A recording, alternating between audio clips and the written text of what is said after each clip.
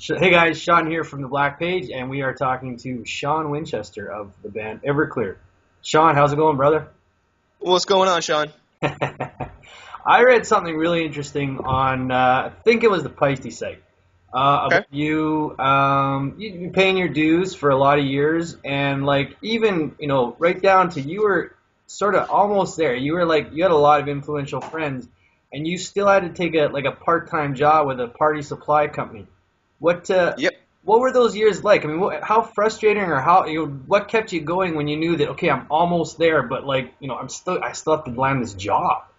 Absolutely. Yeah, it was disheartening a lot of times, and it was also frustrating, and I did go through bouts of depression as well. I mean, it was not easy for me, especially because I always felt, as a lot of drummers who get told that they're good, they just automatically think that because they're told they're good all the time, that they are entitled to a good gig.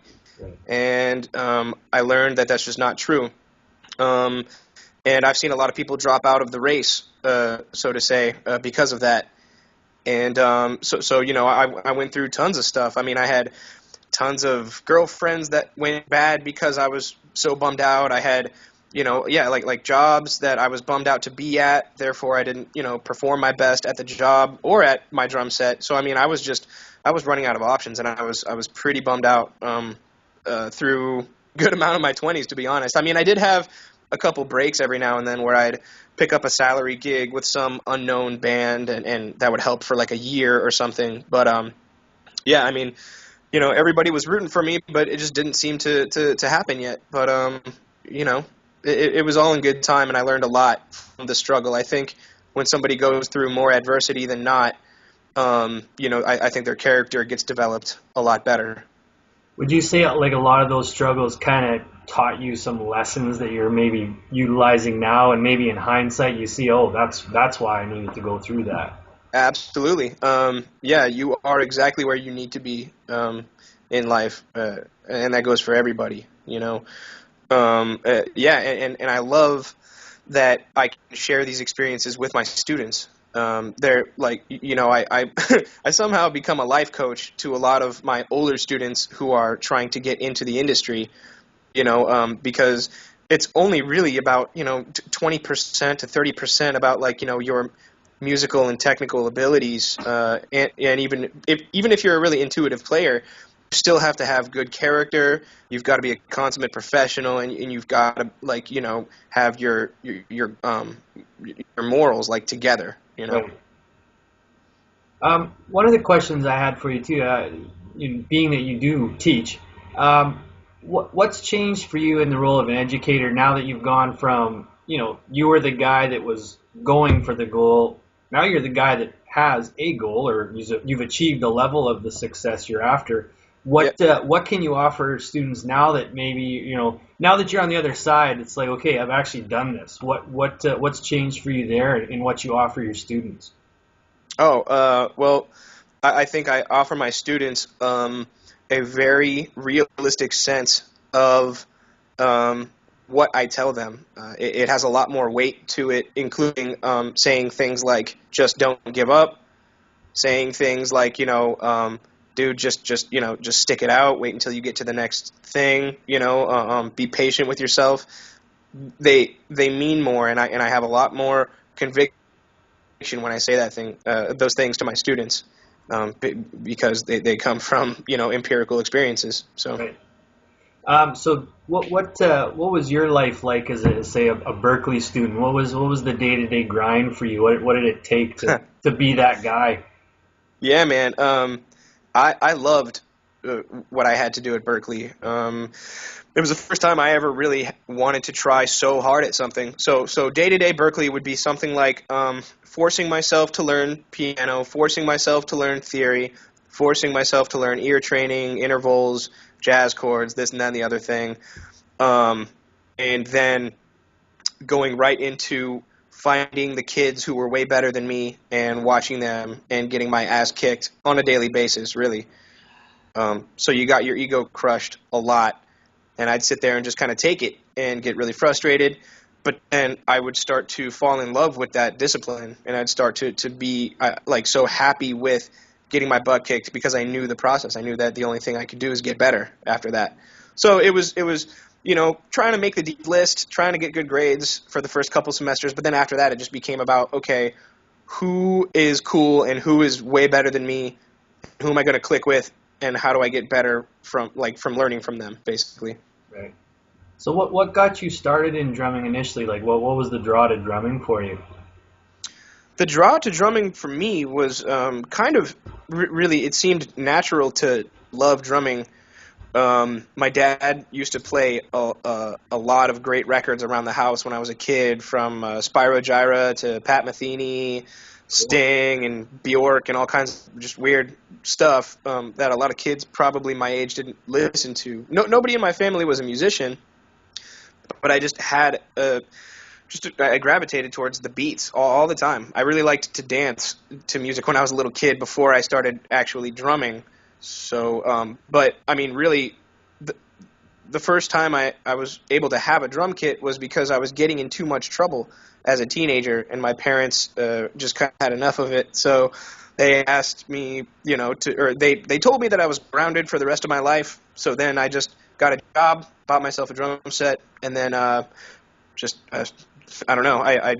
It was inseparable, after that. That's cool. So I heard too. I think it was another interview. Maybe I read that you're into martial arts.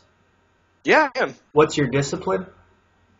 Well, my discipline was a style by a guy named Stephen Hayes. Do you know who Master Stephen Hayes is? Yeah, familiar with him.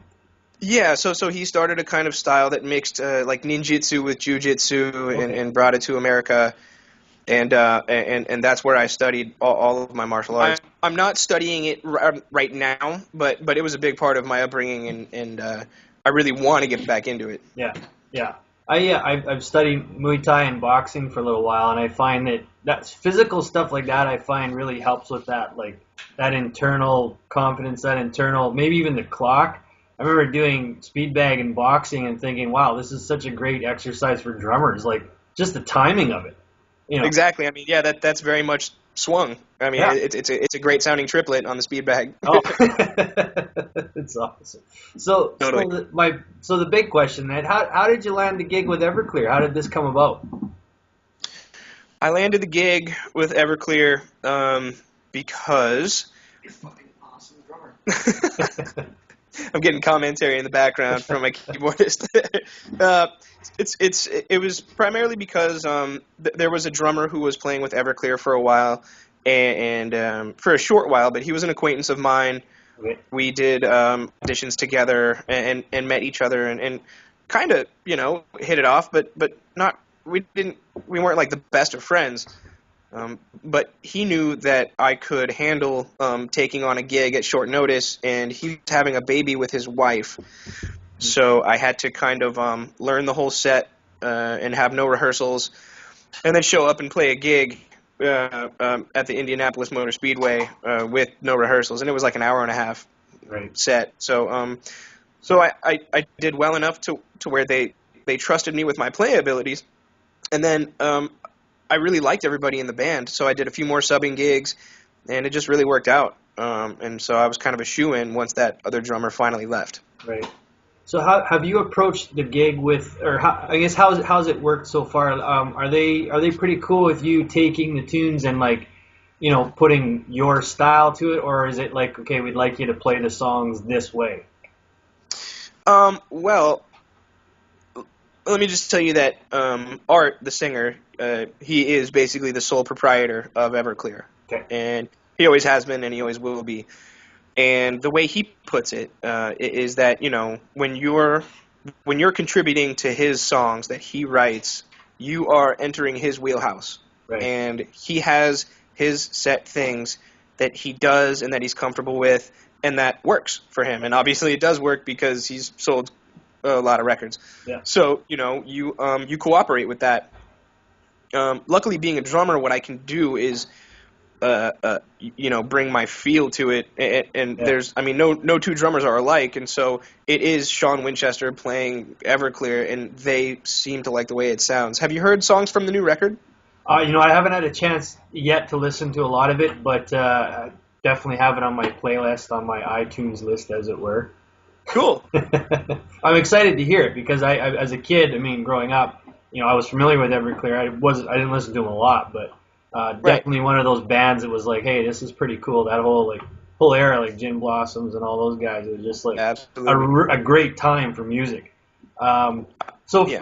for you now, going from being the working drummer who's trying to make it to you're in a famous act. You see the fame game happening now. What's that like? Yeah, I see the fame game, and I see it really only affect the singers more than anybody else, in Right. my opinion. Yeah. Because obviously they're the ones who are putting their faces out there. They're the ones who are saying the lyrics that all of the people either connect with or don't. Yeah. So they take the brunt of the fame and stuff. You know, uh, I think that from especially being on this tour, I think I'm so thankful to be on this tour because it allowed me to be with like four other drummers from four other different '90s bands, and I get to talk to all of them, and all of them, like, the consensus is just I'm going to do my thing, and I'm just going to continue to do my thing. I don't see it affecting the players as much as the singers. That's my standpoint on it. Cool. That's awesome. Speaking of great players, you studied with one of my favorite drummers, Zoro. What uh, Cool. what was that like? That must have been insane. That guy's like a groove master.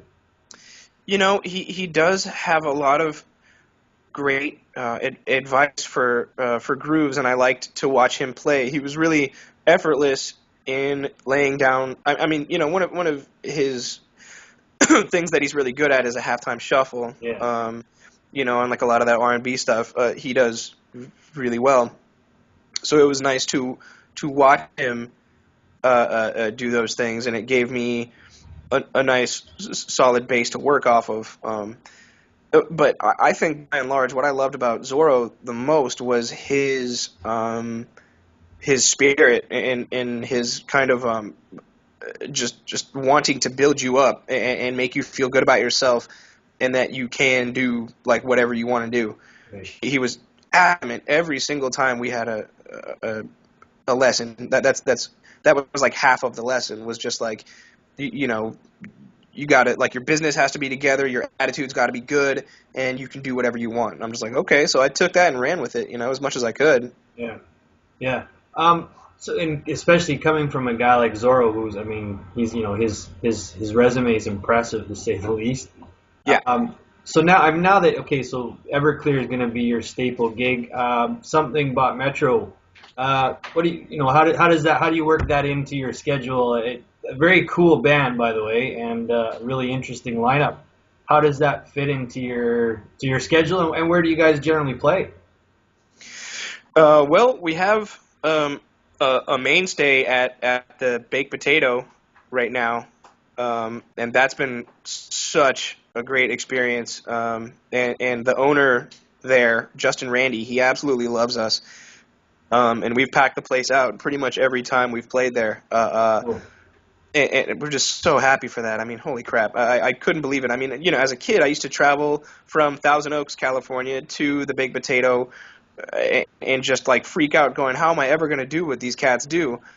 And now I'm there drawing a crowd. I just couldn't believe it. So, but, I mean, the way I work it in, really, is just because me and the bass player from Hoobastank, I mean, he and I are both pretty respectively busy. Yeah.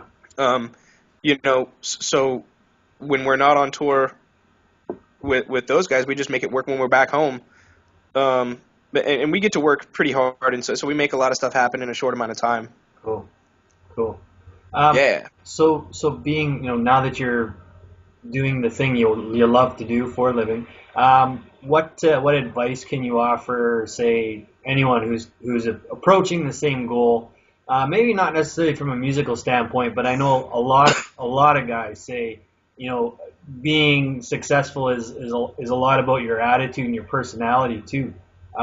What kind of things can you be aware of, say, as, I don't know, in your personality, if you're going for the gusto, what should you be looking at? Well, I guess I could say a couple things. Um, one thing I want to say is don't, as appealing as it is, and as much as you need to survive, don't chase after the money all the time Yeah. when you're a musician. Try not to as much as possible. Try to do what's in your heart as much as possible. It's a lot harder to do it that way, and it'll take a lot longer. But you're just gonna find out so much more about yourself, and you're gonna be so much more, I guess, just pleased with who you are in the end. Right. That's one thing I want to say.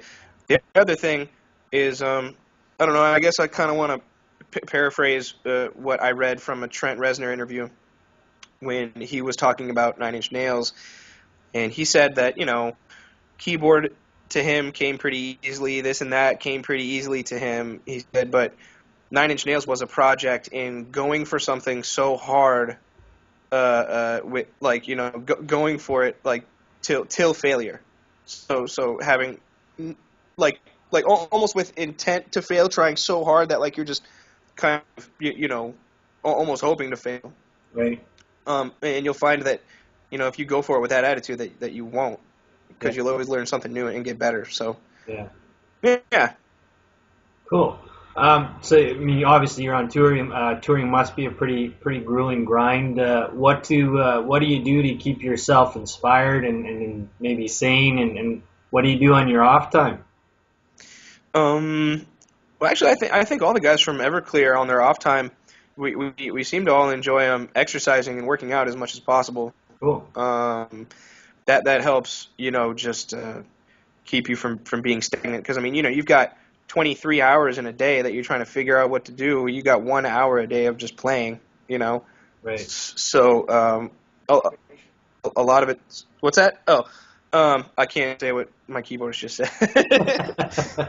But yeah, I mean, I don't find it too hard to stay inspired. I love what I do so much, and I'm just so thankful that playing every day and just listening to the music that you want to listen to. I mean, that's kind of what I do. Yeah. Got to make sure to eat healthy as much as possible and exercise, and I guess that's about it. Talk to your loved ones and whatnot. Yeah, for sure. So what do you, aside from the Everclear stuff, you guys are still touring. What do you personally have coming up? Any clinics, any events that you're appearing at? Let's see. I don't have anything personally booked right now as far as clinics, because as soon as I get off this tour, Everclear already has some one-offs booked really close. Okay. As soon as we get home. Yeah. And then we're also doing an Australia tour in October. We also have something going on in September. I mean, like literally have like a short tour every month. And so I'm just kind of booking everything around that till the end of the year. Gotcha. Cool, man. Well, I thank you very much for talking with us today. And to the Black Page readers, if you have any comments or questions, just down below you have a comment area. Like it, tweet it, whatever you want. See you guys soon.